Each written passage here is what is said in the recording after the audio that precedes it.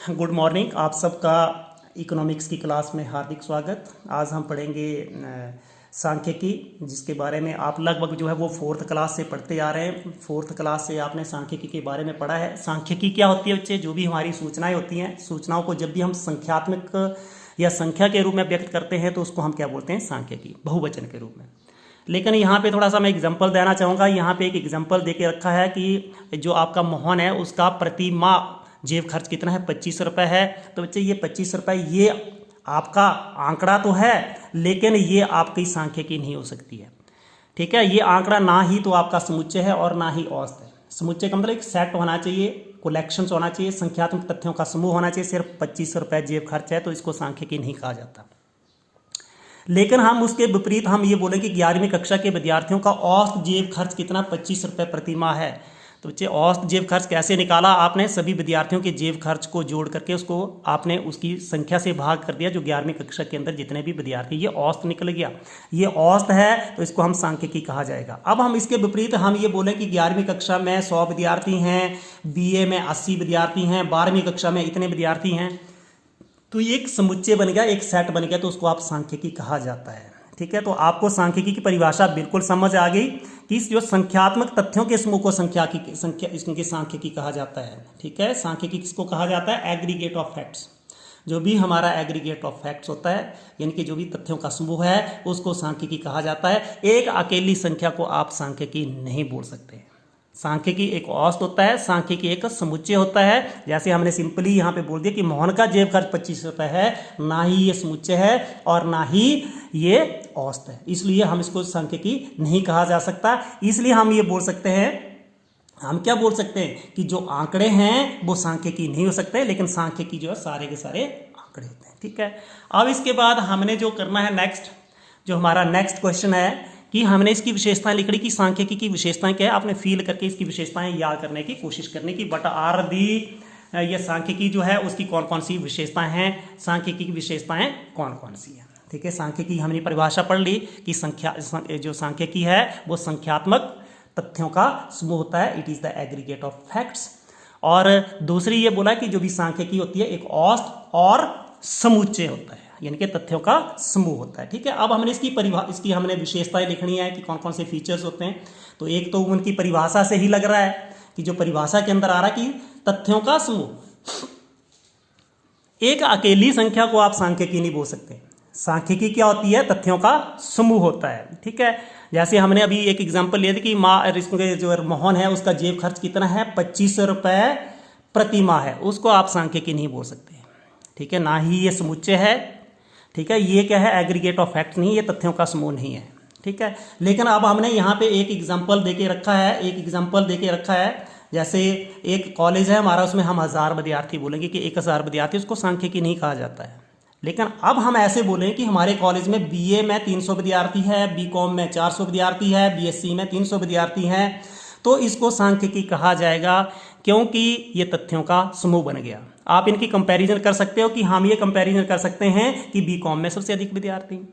ठीक है, और हम ये भी बोल सकते हैं कि बीए और बीएससी में विद्यार्थियों की संख्या समान है, इनकी तुलना की जा सकती है, इसलिए हम इसको क्या बोलेंगे? सांख्यिकी बोलेंगे। अब हम बोलते हैं कि भारत की जनसंख्या 108 करोड़ है और भारत का निर्यात इतने रुपए है। ठीक है, इस समूह को सांख्यिकी कहा जाएगा। ठीक है, तो आपने एक ही चीज ध्यान रखनी है कि जो सांख्यिकी होती है हमारे तथ्यों का समूह होता है। It is the aggregate of facts. ठीक है, वो औसत के रूप में होना चाहिए और एग्रीगेट के रूप में, यानी कि किसके रूप में होना चाहिए? समुच्चय के रूप में होना चाहिए। अब दूसरी बात, अब हमारा जो नेक्स्ट आ रहा है, जो सांख्यिकी आपने देखा है, सांख्यिकी किसके रूप में व्यक्त की जाती है? संख्याओं के रूप में व्यक्त की जाती है।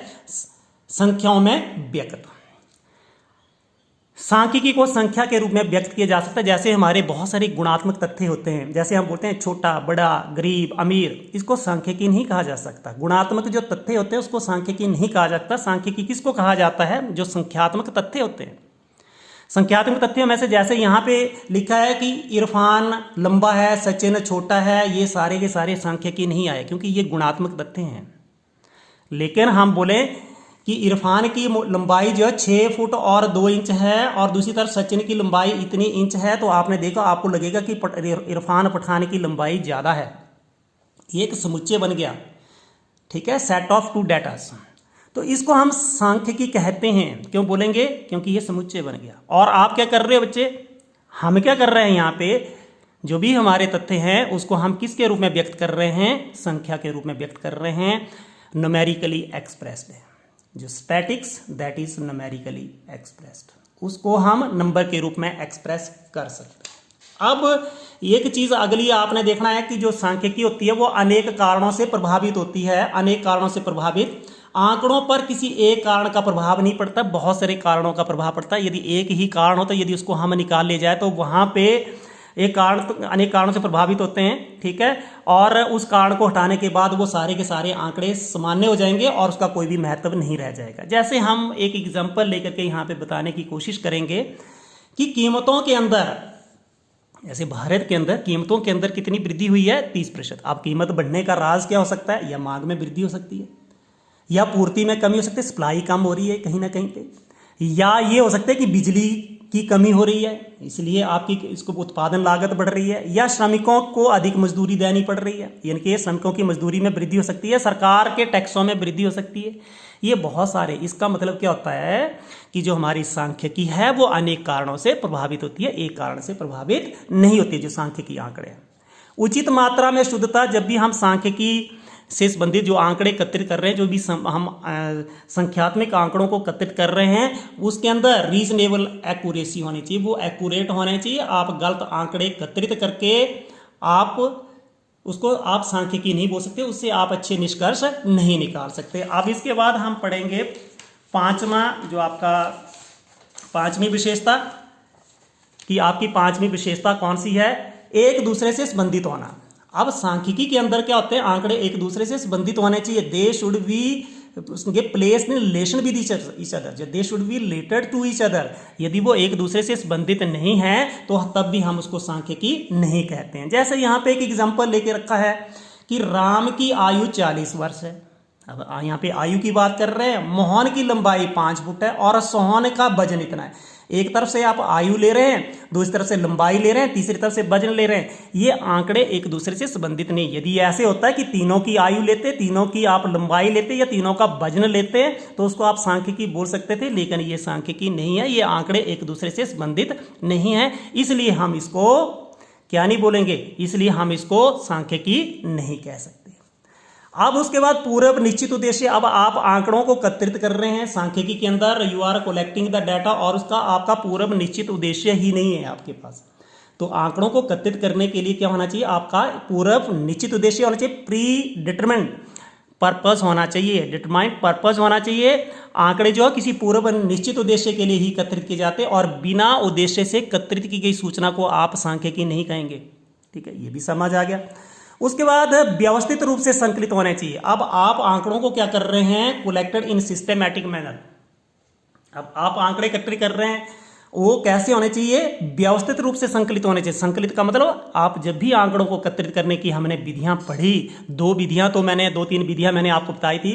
प्रत्यक्ष व्यक्तिगत अनुसंधान, अप्रत्यक्ष मौखिक अनुसंधान, फिर उसके बाद प्रश्नावली के माध्यम से आपने आंकड़ों को कैसे एकत्रित करना है। उसके अंदर हमने डाक विधि और गणक विधि के बारे में बताया था, और उसके अंदर मैंने आपको एक प्रश्नावली का नमूना भी बताया था, स्पेसिमेन ऑफ क्वेश्चनियर। तो उसके अंदर आपने देखा था कि आपने जो भी प्रश्नावली बनाई, जो भी आप आंकड़ों को एकत्रित कर रहे हैं, वो कैसे होने चाहिए? व्यवस्थित रूप से संकलित होने चाहिए। कलेक्टेड इन सिस्टमैटिक मैनर, व्यवस्थित रूप से संकलित होने चाहिए। इन्हें एकत्रित करने से पहले एक योजना बना लेनी चाहिए कि आपने उन आंकड़ों को कैसे एकत्रित करना है, और अव्यवस्थित रूप से एकत्रित किए गए आंकड़ों से कोई भी निष्कर्ष नहीं निकाला जा सकता है।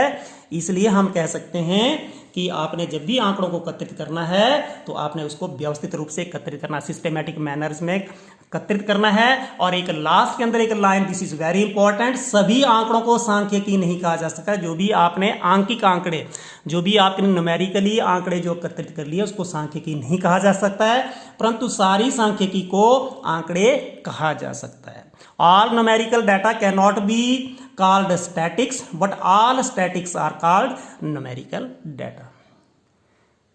ठीक है। तो ये आपने जो भी मैं आपको पढ़ाया, एक आपकी स्टैटिक्स की डेफिनेशन और जो स्टैटिक्स यानी कि सांख्यिकी की परिभाषा और सांख्यिकी की विशेषताएं, परहैप्स आपको समझ आया होगा।